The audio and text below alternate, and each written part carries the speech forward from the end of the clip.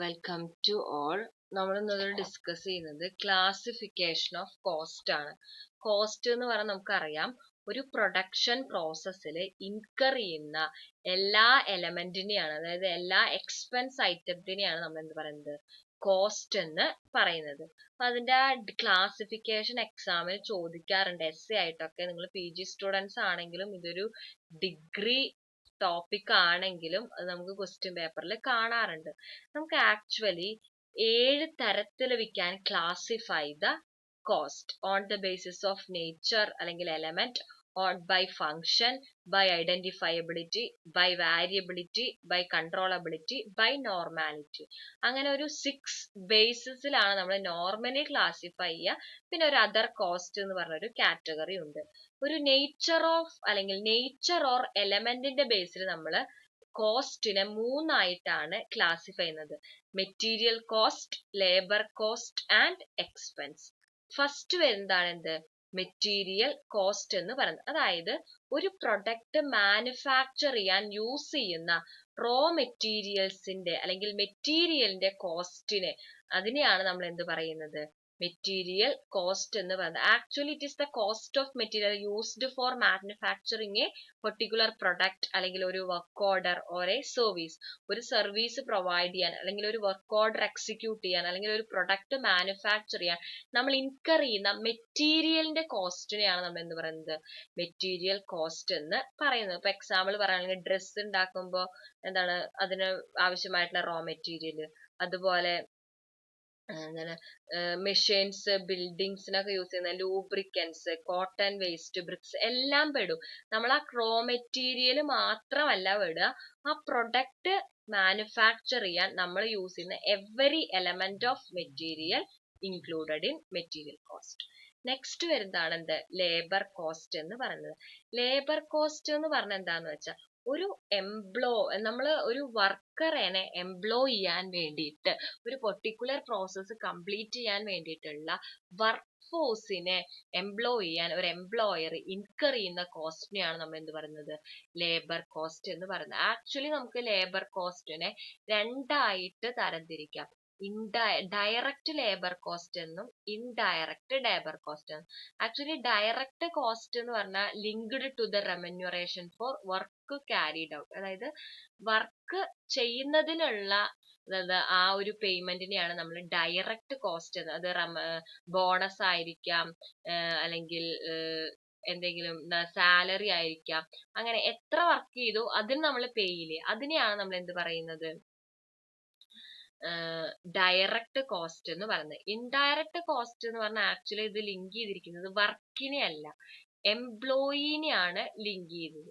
അതായത് അത് ശരിക്കും വർക്കുമായിട്ട് റിലേറ്റഡ് അല്ല. നമ്മൾ കൊടുക്കുന്ന fringe benefits, social benefits, vocational training, അതായത് എംപ്ലോയിയുടെ സ്കില്ല് ഡെവലപ്പ് ചെയ്യാൻ വേണ്ടിയിട്ട് ട്രെയിനിങ് പ്രൊവൈഡ്, അതിന്റെ ഒക്കെ കോസ്റ്റ് എന്താണ്, ഇൻഡയറക്റ്റ് ലേബർ കോസ്റ്റ് ആണ്.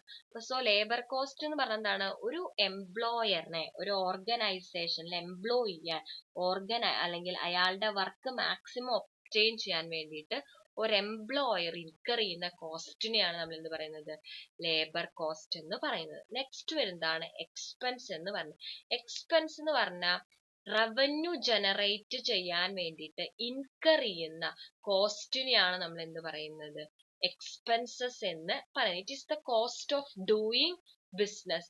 അത് ചിലപ്പോൾ ആക്ച്വൽ ക്യാഷ് പേയ്മെന്റ്സ് ആയിരിക്കും, അത് വേജ്, സാലറി, അല്ലെങ്കിൽ എന്താണ് കമ്പ്യൂട്ടഡ് ആയിട്ടുള്ള, അതായത് നമ്മൾ പറയില്ലേ ഡിപ്രീസിയേഷൻ, അതായത് എക്സ്പ്ലിസിറ്റ് കോസ്റ്റുകളായിരിക്കാം, അല്ലെങ്കിൽ എന്താണ് ഫേം, അതായത് ബാഡ് ഡെപ്റ്റ്, അങ്ങനെ ഫേംസിന്റെ ഏർണിംഗിൽ നിന്ന് മാറ്റിവെക്കുന്ന പ്രൊവിഷൻസ് ആയിരിക്കാം. അതിനൊക്കെയാണ് നമ്മൾ എന്ത് പറയുന്നത്, expense. It is the money expanded or cost incurred in a firm's effort to generate revenue generate ചെയ്യാൻ വേണ്ടി, അല്ലെങ്കിൽ ബിസിനസ് ഡൂ ചെയ്യാൻ വേണ്ടിയിട്ട് ഇൻകർ ചെയ്യുന്ന കോസ്റ്റുകളെയാണ് നമ്മൾ എന്ത് പറയുന്നത്, എക്സ്പെൻസ് എന്ന് പറയുന്നത്. ആക്ച്വലി ഓൾ എക്സ്പെൻസുകൾ കോസ്റ്റ് ആണ്. All expense are cost, but all cost incurred are not incurring in connection with the generation of income. അതായത്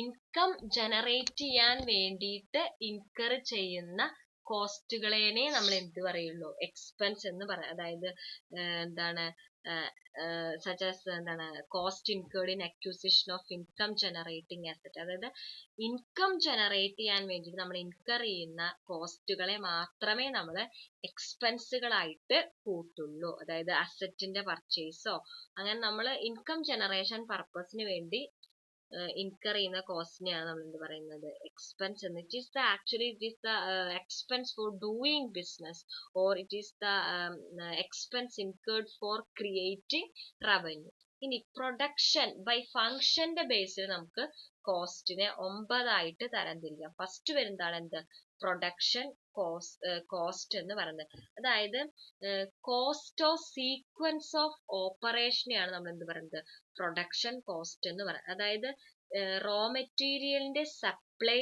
മുതൽ പ്രൊഡക്റ്റ് പാക്ക് ചെയ്യുന്നത് വരെ ഇൻകർ ചെയ്യുന്ന കോസ്റ്റിനെയാണ് നമ്മൾ എന്ത് പറയുന്നത്, production cost. It is the cost of sequence of operation. It include cost of direct material, direct labour, direct expenses and factory overhead. Directly product ആയിട്ട് റിലേറ്റ് ചെയ്യുന്ന എല്ലാ എക്സ്പെൻസുകളെയാണ് നമ്മൾ എന്ത് പറയുന്നത്, പ്രൊഡക്ഷൻ കോസ്റ്റ് എന്ന് പറയുന്നത്. ഇനി സെല്ലിംഗ് കോസ്റ്റ്.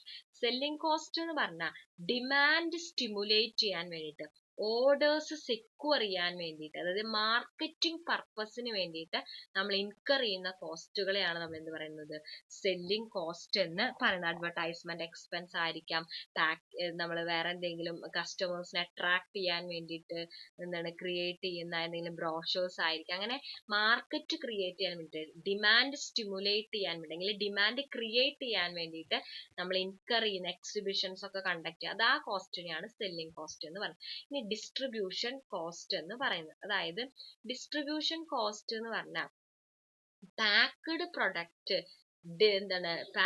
പ്രൊഡക്റ്റ് എൻഡ് കസ്റ്റമേഴ്സിന് അവൈലബിൾ ആക്കാൻ വേണ്ടി ഇൻകർ ചെയ്യുന്ന കോസ്റ്റ് ആണ് എന്ത്, ഡിസ്ട്രിബ്യൂഷൻ കോസ്റ്റ് എന്ന്. അതായത് ട്രാൻസ്പോർട്ടേഷൻ കോസ്റ്റുകൾ, അതുപോലെ മിഡിൽ മാന് കൊടുക്കുന്ന കോസ്റ്റുകൾ, അങ്ങനെയുള്ള കോസ്റ്റുകളാണ് എന്ത് പറയുന്നത്, ഡിസ്ട്രിബ്യൂഷൻ കോസ്റ്റ് എന്ന് പറയുന്നത്. അതായത് from production place to customer place, കസ്റ്റമേഴ്സിന്റെ കയ്യിൽ പ്രൊഡക്റ്റ് എത്താനുള്ള എക്സ്പെൻസിനെയാണ് നമ്മൾ ഡിസ്ട്രിബ്യൂഷൻ കോസ്റ്റ് എന്ന് പറയുന്നത്. നെക്സ്റ്റ് അഡ്മിനിസ്ട്രേറ്റീവ് കോസ്റ്റ് ആണ്. അതായത് ഓർഗനൈസേഷൻ റിലേറ്റഡ് ഉള്ള പോളിസീസ് ഫോർമുലേറ്റ് ചെയ്യാൻ, അല്ലെങ്കിൽ ഓർഗനൈസേഷന്റെ ഓപ്പറേഷൻസ് കൺട്രോൾ ചെയ്യാൻ വേണ്ടിയിട്ട്, അല്ലെങ്കിൽ selling and distribution, research and development ആക്ടിവിറ്റീസിനൊക്കെ ഇൻകർ, അതായത് ഓർഗനൈസേഷൻ മൊത്തത്തിൽ മാനേജ് ചെയ്യാൻ വേണ്ടിയിട്ട് ഇൻകർ ചെയ്യുന്ന കോസ്റ്റ് ആണ് എന്ത്, അഡ്മിനിസ്ട്രേറ്റീവ് കോസ്റ്റ്. ഇതൊന്നും ഡയറക്ട്ലി പ്രൊഡക്ഷൻ ആയിട്ട് റിലേറ്റഡ് അല്ല, അല്ലെങ്കിൽ പ്രൊഡക്ഷനും സെല്ലിങ്ങോ ഡിസ്ട്രിബ്യൂഷൻ ആയിട്ടൊന്നും റിലേറ്റഡ് അല്ല. It is related to the administration of organization. Policies formulate ചെയ്യാൻ, ഓർഗനൈസേഷനിൽ കോർഡിനേഷൻ ക്രിയേറ്റ് ചെയ്യാൻ, കൺട്രോൾ ചെയ്യാനൊക്കെ വേണ്ടി ഇൻകർ ചെയ്യുന്ന കോസ്റ്റ്. നെക്സ്റ്റ് വരുന്നതാണ് റിസർച്ച് കോസ്റ്റ് എന്ന് പറയുന്നത്. അതായത് പുതിയ പ്രൊഡക്റ്റ് ഐഡന്റിഫൈ ചെയ്യാൻ വേണ്ടിയിട്ട്, പുതിയ പ്രൊഡക്ഷൻ മെത്തേഡുകൾ ഐഡന്റിഫൈ ചെയ്യാൻ വേണ്ടിയിട്ട്, മെറ്റീരിയൽസിന്റെ പുതിയ യൂസുകൾ കണ്ടുപിടിക്കാൻ വേണ്ടിയിട്ടൊക്കെ ഒരുപാട് റിസർച്ചുകളും നമ്മുടെ ഓർഗനൈസേഷനിൽ ഇൻകർ ചെയ്യാറുണ്ട്. അതിനെയാണ് നമ്മൾ എന്ത് പറയുന്നത്, റിസർച്ച് കോസ്റ്റ് എന്ന് പറയുന്നത്. നെക്സ്റ്റ് വരുന്നതാണ് ഡെവലപ്മെന്റ് കോസ്റ്റ് എന്ന് പറയുന്നത്. അതായത് ഒരു പ്രോസസ്സിന്റെ കോസ്റ്റ് ബിഗിൻ ചെയ്യുന്നത് ആ പ്രൊഡക്റ്റ് പ്രൊഡ്യൂസ് ചെയ്യാം എന്നുള്ള ഒരു ഡിസിഷൻ എടുക്കുമ്പോഴാണ്. അപ്പൊ അങ്ങനെ ഒരു പ്രൊഡക്റ്റ് അല്ലെങ്കിൽ ഒരു ന്യൂ പ്രൊഡക്റ്റ് പ്രൊഡ്യൂസ് ചെയ്യാനുള്ള പുതിയ മെത്തേഡുകൾ ഫോർമുലേറ്റ് ചെയ്യുന്നതിനെയാണ് നമ്മൾ എന്ത് പറയുന്നത്, ഡെവലപ്മെന്റ് കോസ്റ്റ് എന്ന് പറയുന്നത്. അതായത് ഒരു പുതിയ പ്രൊഡക്റ്റ് ഡെവലപ്പ് ചെയ്യാൻ വേണ്ടിയിട്ട് ഇൻകർ ചെയ്യുന്ന cost from the decision to produce a new thing to the commencement of formal production start ചെയ്യാമെന്ന് ഡിസൈഡ് ചെയ്യുന്നത് മുതൽ പ്രൊഡക്ഷൻ സ്റ്റാർട്ട് ചെയ്യുന്നത് വരെയുള്ള കോസ്റ്റിനെയാണ് എന്ത് പറയുന്നത്, ഡെവലപ്മെന്റ് കോസ്റ്റ് എന്ന് പറയുന്നത്. അതായത് നമ്മളൊരു ഐഡിയ ആദ്യം ഉണ്ടാക്കി, ആ ഐഡിയനെ നമ്മൾ എന്താക്കണം, ഒരു പ്രൊഡക്റ്റ് ആയിട്ട് ഫോർമുലേറ്റ് ചെയ്യണം. ആ പ്രൊഡക്റ്റ് നമ്മൾ ടെസ്റ്റ് ചെയ്യണം സക്സസ്ഫുൾ ആവുമെന്ന്. പിന്നെ നമ്മൾ അത് എന്ത് ചെയ്യണം, വീണ്ടും ഡെവലപ്പ് ചെയ്യണം. പിന്നെ വീണ്ടും നമ്മൾ കമേഴ്ഷ്യലി ടെസ്റ്റ് ചെയ്യണം. അങ്ങനെ ഒരു കമേഴ്ഷ്യൽ രീതിയിൽ അല്ലെങ്കിൽ ഒരു ബിസിനസ് രീതിയിൽ ഒരു പ്രൊഡക്റ്റിന്റെ പ്രൊഡക്ഷൻ സ്റ്റാർട്ട് ചെയ്യുന്നത് വരെ from the decision to produce the thing to the production നമ്മൾ ഇൻകർ ചെയ്യുന്ന കോസ്റ്റ് ആണ് ഡെവലപ്മെന്റ് കോസ്റ്റ്. പിന്നെ വരുന്നതാണ് പ്രീ പ്രൊഡക്ഷൻ കോസ്റ്റ് എന്ന് പറയുന്നത്. അത് ശരിക്കും ഡെവലപ്മെന്റ് കോസ്റ്റിന്റെ ഭാഗമാണ്. അത് നമ്മൾ ട്രയൽ റണ്ണ്, അതായത് പ്രിലിമിനറി ആയിട്ട് കുറച്ചായിട്ട് നമ്മൾ പ്രൊഡ്യൂസ് ചെയ്ത് നോക്കും, അതിനു വേണ്ടി ഇൻകർ ചെയ്യുന്നത്. അതായത് ഒരു പ്രിലിമിനറി പ്രൊഡക്റ്റിനെ ഫോർമൽ പ്രൊഡക്റ്റ് ആക്കിയിട്ട് കൺഫേം ചെയ്യാൻ വേണ്ടിയിട്ട് നമ്മൾ ഇൻകർ ചെയ്യുന്ന കോസ്റ്റുകളാണ് എന്ത്, പ്രീ പ്രൊഡക്ഷൻ കോസ്റ്റ് എന്നത്. ട്രയൽ റൺ ഓഫ് പ്രൊഡക്ഷന് വേണ്ടി ഇൻകർ ചെയ്യുന്ന കോസ്റ്റ്. അത് ശരിക്കും എന്താണ്, റിസർച്ച് ആൻഡ് ഡെവലപ്മെന്റ് ആക്ടിവിറ്റീസിൽ ഇൻകർ ചെയ്യുന്ന കോസ്റ്റ് തന്നെയാണ്. പിന്നെ വരുന്നതാണ് എന്ത്, കൺവേർഷൻ കോസ്റ്റ് എന്ന് പറയുന്നത്. കൺവേർഷൻ കോസ്റ്റ് എന്ന് പറഞ്ഞാൽ റോ മെറ്റീരിയലിനെ ഫിനിഷ്ഡ് പ്രൊഡക്റ്റ് ആക്കാൻ വേണ്ടി ഇൻകർ ചെയ്യുന്ന കോസ്റ്റ് ആണ് കൺവേർഷൻ കോസ്റ്റ് എന്ന് പറഞ്ഞിട്ട്. Include the sum of direct wage, direct expenses and over head. അതായത് നമ്മൾ റോ മെറ്റീരിയലിനെ ഫിനിഷ്ഡ് പ്രൊഡക്റ്റ് ആക്കാൻ വേണ്ടി ഇൻകർ ചെയ്യുന്ന എല്ലാ കോസ്റ്റിനെയാണ് നമ്മൾ എന്ത് പറയുന്നത്, കൺവേർഷൻ കോസ്റ്റ് എന്ന് പറയുന്നത്.